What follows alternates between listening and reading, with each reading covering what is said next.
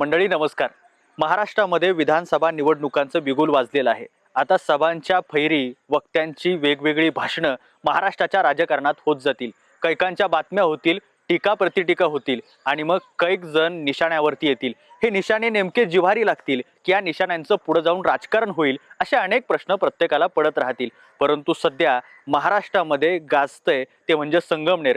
संगमनेरमधल्या एका गावामध्ये सुजय विखेंची सभा सुरू होती. अशा सभेतच वसंतराव देशमुख नावाचे स्थानिक नेते बोलायला उभे राहिले आणि त्यांनी काँग्रेसचे मातब्बर आणि ज्येष्ठ नेते बाळासाहेब थोरात यांची कन्या जयश्री थोरात यांच्यावरती अत्यंत चुकीच्या भाषेमध्ये टीका केली.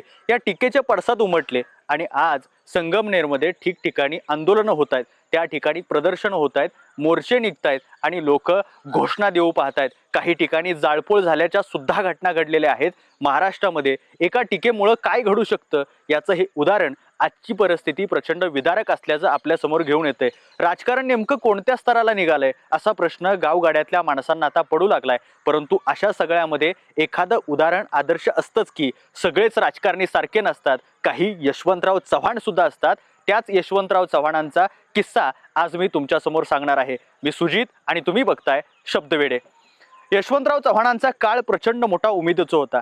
ज्या कालखंडामध्ये एकापेक्षा एक मातब्बर नेते होते, टीका प्रतिटीका सुद्धा होत असे, परंतु त्या सगळ्यामध्ये एक कुठंतरी सुसंस्कृतपणा होता. याची अनेक उदाहरणं आपण सगळ्यांनी बघितलेली आहेत. प्रख्या अत्रेंनी यशवंतराव चव्हाणांवर टीका केली आणि त्या टीकेनंतर त्यांना ती टीका लक्षात आल्यानंतर त्याच प्रख्या अत्रेंनी यशवंतराव चव्हाणांची माफी मागितली. हे उदाहरण सबंध महाराष्ट्राला ज्ञात आहे. अगदी अशाच धाटणीचं एक उदाहरण आहे. एक निवडणूक होती, ज्या निवडणुकीमध्ये यशवंतराव चव्हाण यांच्या विरोधात बोलण्यासाठी शालिनीताई उभ्या राहिल्या आणि शालिनीताई पाटील बोलत असताना त्यांच्यावरती प्रचंड टीका केली. काय होतं नेमकं ते प्रकरण? तर प्रकरण असं होतं की यशवंतराव चव्हाण एका सभेमध्ये बोलत असताना म्हणाले, या देशाच्या विकासाचा पाळणा हलवायचा असेल तर या देशामध्ये काँग्रेसशिवाय पर्याय नाही.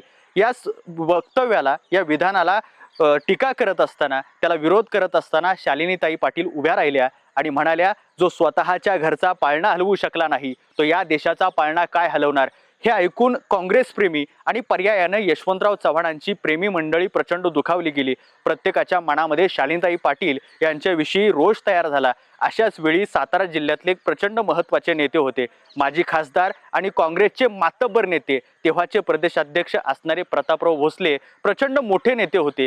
त्यांच्या सभांना मागणी असायची, त्यांची सभा झाली म्हणजे काँग्रेसला मतं मिळाली म्हणून समजा, अशा पद्धतीची एक सूत्र त्या ठिकाणी तयार झालं होतं. एका सभेमध्ये यशवंतराव चव्हाण बसले होते.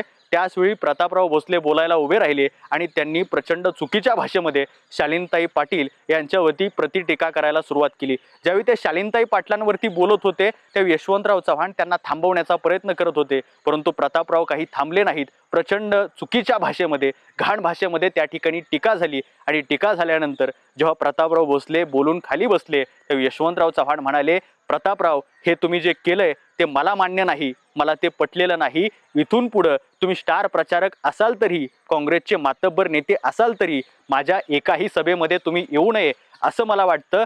त्यानंतर अनेक सभा झाल्या, निवडणूक सुद्धा झाली, पण निवडणूक होईपर्यंत यशवंतराव चव्हाणांनी ठणकावून सांगितलेलं होतं, शालिनीताईंनी काहीही बोललं असेल तरी सुद्धा त्या माझ्या बहिणीसारख्या आहेत, आपल्या बहिणीसारख्या आहेत. त्या आपल्या बहिणीसारख्या असणाऱ्या शालिनीताईंच्या विरोधात चुकीच्या भाषेमध्ये बोलणं हे साफ चुकीचं आहे. आणि त्या ठिकाणी त्या निवडणुकीमध्ये यशवंतराव चव्हाण विजयी झाले, परंतु त्यांनी स्वतःची पातळी सोडली नाही, नीतिमत्ता सोडली नाही. एक ते नीतिमत्तेचं उदाहरण होतं जे आदर्श होतं. आणि आत्ता सध्या नीतिमत्ता ढासळत असलेली अनेक उदाहरणं या महाराष्ट्रामध्ये घडत असताना आपल्याला पाहायला मिळत आहेत.